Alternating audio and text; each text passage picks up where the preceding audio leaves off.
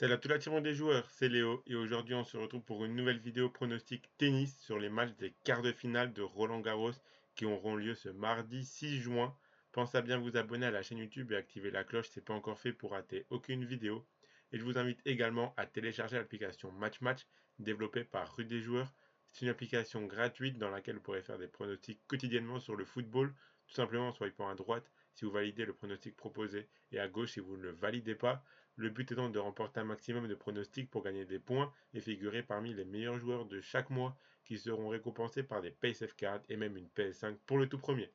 Donc le lien pour la télécharger est en description de la vidéo et elle est compatible avec les appareils Android et iOS. Et si vous souhaitez suivre mes pronostics tennis, vous pouvez le faire avec l'opérateur BetClick qui propose l'offre suivante. Votre premier pari qui est remboursé en freebet s'il est perdant à hauteur de 100 euros maximum. Je rappelle que les freebets sont des crédits de jeu non retirables que vous devez obligatoirement rejouer. Pour en profiter, il vous suffit de vous inscrire via le lien qui est dans la description de la vidéo et rentrer le code promo RDJ. Ensuite, vous faites votre premier pari. S'il est gagnant, vous recevrez vos gains. Et s'il est perdant, BetClick vous le rembourse en freebet à hauteur de 100 euros maximum. Attention, je le rappelle, les paris sportifs et jeux d'argent sont interdits aux mineurs et doivent rester un plaisir et un loisir, donc misez uniquement en fonction de vos moyens et ce que vous pouvez vous permettre de perdre, c'est très important de le rappeler. Donc ça y est, on arrive tout doucement à la fin de ce Roland Garros. Les grosses affiches sont là avec la première moitié des quarts de finale ce mardi. Deux matchs ATP et deux matchs WTA au programme. On connaîtra les premiers demi-finalistes. Je vais vous donner mon pronostic pour chacun des matchs ainsi qu'un combiné en fin de vidéo. Donc sans plus attendre, on va directement passer à mes pronostics. On commence par l'ATP, par le match entre Djokovic et Kachanov. Le parcours de Kachanov est vraiment bon. Il a été très solide contre Sonego encore une fois. Il perd le premier set et arrive à ne pas paniquer et à renverser directement la situation. Il est maintenant habitué à performer en Grand Chelem et ça l'aide car il l'a dit lui-même en conférence de presse. Il a remarqué que ce format lui convient bien car même s'il a un coup de moins bien, il sait qu'il lui reste du temps pour revenir dans le match donc ça l'aide à ne pas stresser et se précipiter. Seulement là, il affrontera Djokovic en quart de finale de Roland Garros. Djokovic qui a eu deux matchs un petit peu compliqués contre Fucsovic et contre Fokina, mais il s'en est sorti en 3-7 à chaque fois. Son match précédent contre Varias était beaucoup plus simple.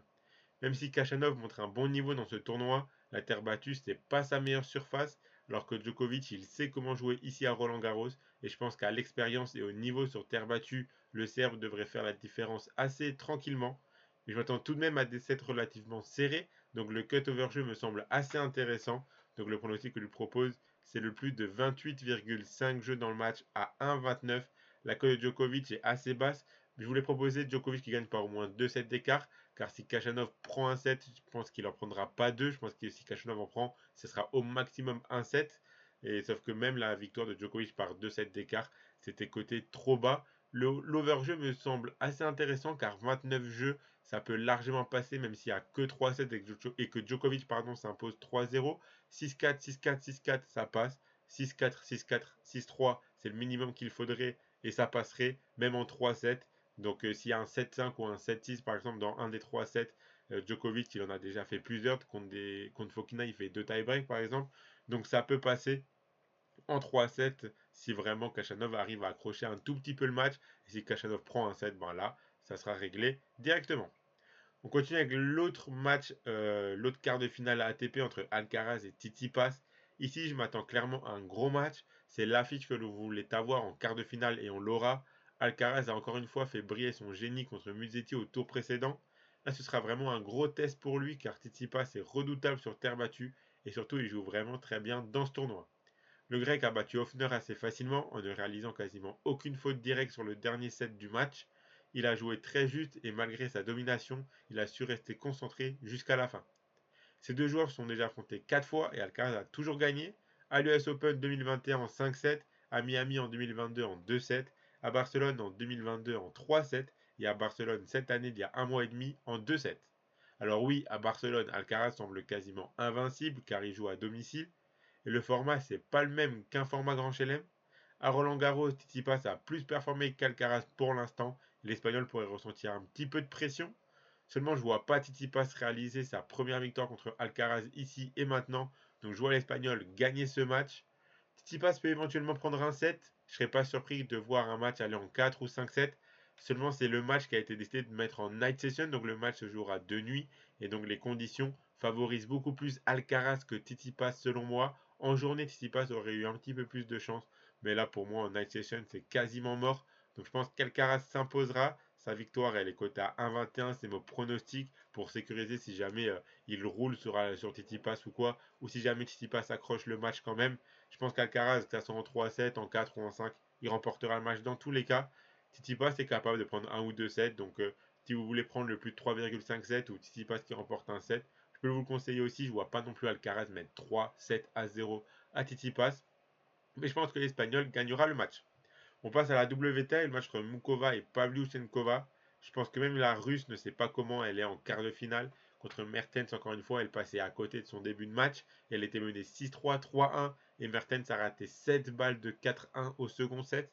À partir de là, la Belge s'est frustrée et déréglée et Pavlyuchenkova est petit à petit repassée devant. Mukova était encore une fois très solide contre la jeune Avanesian. La Tchèque a gagné ce match à l'expérience et en proposant un meilleur tennis d'entrée de match. 2-1 pour la Russe dans les confrontations. Cependant, les matchs étaient à chaque fois serrés, donc je m'attends à nouveau à un match un petit peu disputé. Je me méfie de la Russe car même si elle rate à nouveau son début de match, on a vu qu'elle était capable de renverser la situation à tout moment. Après, Mukova nettement moins joué pour l'instant dans ce tournoi, donc au physique, elle devrait s'en sortir si le match dure un peu. Moi, je vous conseille l'over-jeu, donc j'ai choisi le plus de 18,5 jeux à 1,30. On a vu que Pavlyuchenkova était capable vraiment d'accrocher tous les matchs. Elle revient très très bien en ce moment. Elle est très en forme dans ce Roland Garros. Mais Mukova joue aussi très bien. Mais si je devais me mouiller, je donnerais quand même plus un avantage à Mukova que à la joueuse russe dans ce match. Et on finit avec Svitolina contre Sabalenka. Ici, on a un vrai beau match qui sera très intéressant à suivre. Je pensais que Stephens allait poser des problèmes à Sabalenka, mais je me suis un petit peu trompé. Le score final est un peu trompeur car en réalité, il n'y a quasiment pas eu de match. Sabalenka menait 5-0 au premier set avant de complètement déjouer et de devoir remporter ce set au tie-break. C'est le problème de Sabalenka quand il faut conclure ou alors qu'elle stresse un petit peu. Elle peut très vite perdre beaucoup de points et de jeu à la suite. Svitolina, elle sait comment faire craquer Sabalenka. Elle avait battu à Strasbourg en 2020 en 3-7 en demi-finale. C'était l'année où Svitolina avait remporté le titre de Strasbourg. Elle a à nouveau remporté cette année. Svitolina est clairement en mission et avec le soutien du public et de son clan, dont Gaël Monfils, elle retrouve un vrai bon niveau et surtout une détermination incroyable. Rajoutez à ça le fait que Sabalenka évite les conférences de presse en ce moment car on lui parle constamment de la guerre entre la Russie et l'Ukraine. Le fait de jouer Svitolina, qui est une Ukrainienne, peut lui monter à la tête un petit peu.